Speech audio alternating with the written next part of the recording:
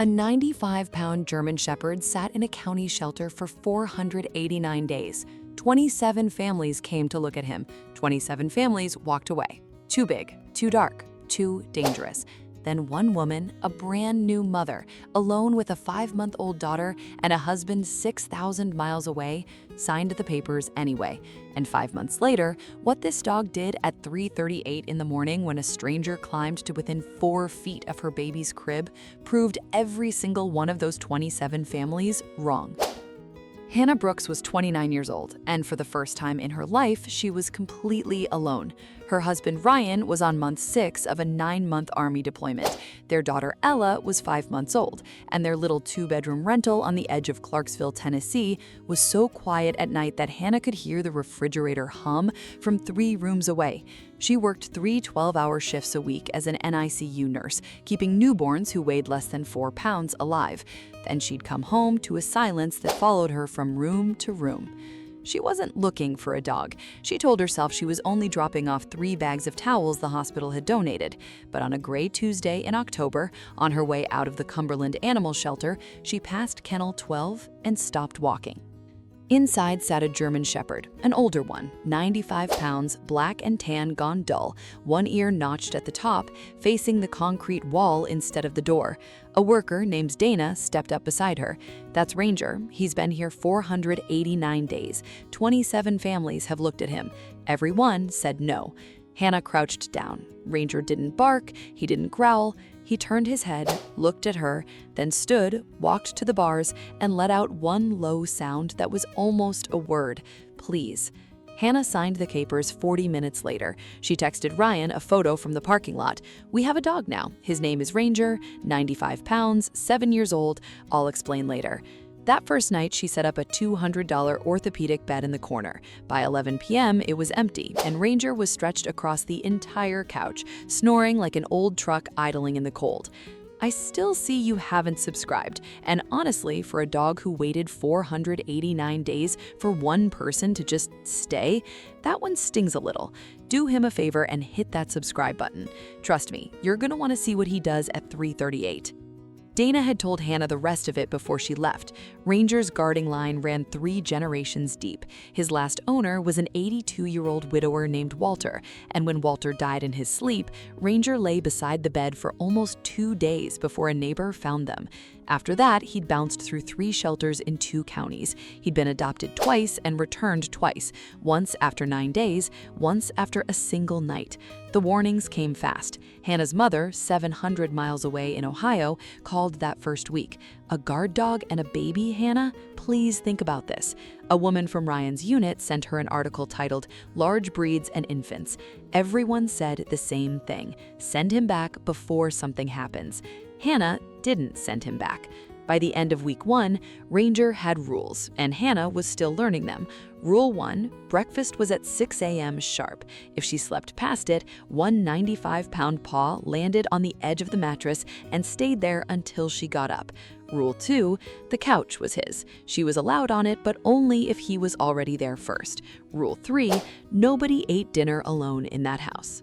He would rest his heavy gray head on the corner of the table and follow every single forkful from her plate to her mouth, drooling in slow, perfectly timed drops onto the tile. Her grocery bill went up 38% in 1 month. A 95-pound shepherd eats close to 9 pounds of food a week. Her power bill somehow stayed flat because Ranger threw off enough heat to warm the whole living room by himself.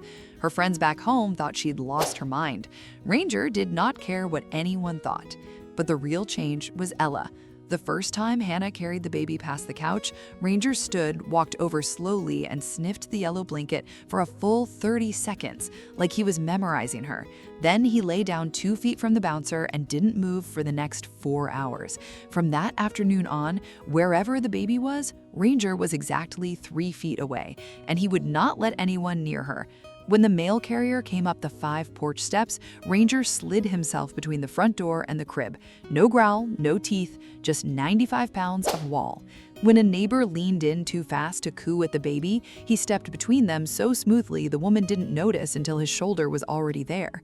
When Hannah's own mother finally visited and reached into the crib without letting him sniff her first, Ranger pressed his body gently but firmly against her legs until she stepped back. Even the family vet, a 20-year veteran, said he had rarely seen a dog read a room the way Ranger read every person who stepped within 10 feet of that baby. Nobody trained him to do any of it. He simply decided the day he met her that this 5-month-old was the one thing in the world he was not going to lose. He had already lost everyone else. He was not losing her. He had one habit no one could explain. Every night at 8 p.m. exactly, Ranger picked up one of Ella's tiny socks, always the left one, never the right, carried it to the nursery door and set it down on the threshold like he was mounting a guard over it. Hannah has 41 photos on her phone of single baby socks lined up on that carpet. To this day, she has no idea why he chose the left. 3 weeks in, Hannah had a shift that broke her. A baby she had cared for in the NICU for 51 straight days, a little boy born at 26 weeks, weighing 1 pound 14 ounces, didn't make it. She drove home in silence, set Ella in the crib at 7:40 p.m., sat down on the kitchen floor because the couch belonged to Ranger, and she came apart. The grief, the exhaustion, the deployment, the 700 miles between her and everyone who loved her. Ranger walked in slowly. He didn't jump or bark. He lowered all 95 pounds onto the cold tile beside her and laid his gray head in her lap. And he stayed there, not moving an inch, until she finally stopped shaking. For the first time in 4 months, that house did not feel empty. If Ranger has gotten to you by now, you already know you're exactly the person these stories are made for, and there is a lot more of him coming. Ryan's deployment stretched into month 8. Ella turned 10 months old and learned to pull herself up on the coffee table, and Ranger promoted himself to full-time barrier between her and the fireplace, the stairs, and the 3 electrical outlets she was somehow obsessed with. The same 95 pounds that made grown men step off the sidewalk was the reason a new mother could finally close her eyes at night. Hannah stopped double-checking the locks. She stopped lying awake at 2 a.m. She slept because Ranger didn't. And then came the one night that proved all 27 of those families wrong.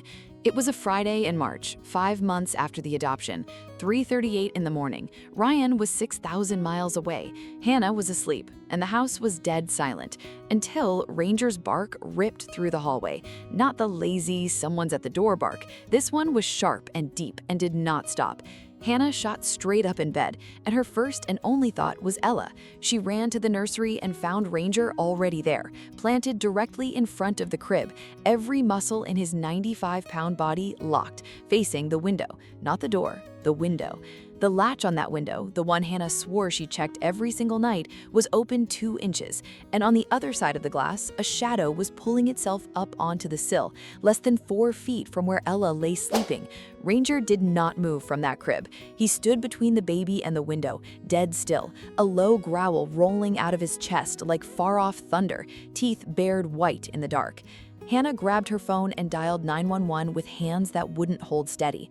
When the porch light snapped on, the figure at the window froze and stared straight into the eyes of a 95-pound German Shepherd who had spent 7 years and 489 shelter days waiting for one thing to protect and had finally found her. The man didn't climb in. He shoved off that sill so hard he went over backward into the flower bed, scrambled up and ran. He left one shoe behind in the mud. The police arrived in 7 minutes. They told Hannah that 2 other houses on her street had been broken into that same week, both between 3 and 4 a.m., both through a child's bedroom window. Hers was the only house on the block that was never touched. The same dog nobody had wanted for 489 days was the only reason a 10-month-old girl slept safely through that night, and every night after it. Ryan came home 6 weeks later. He walked through the front door in his uniform, and Ranger, who had never once met him, studied him for 3 long seconds, then leaned his full 95 pounds against the man's legs, like he already understood exactly whose family he had been guarding.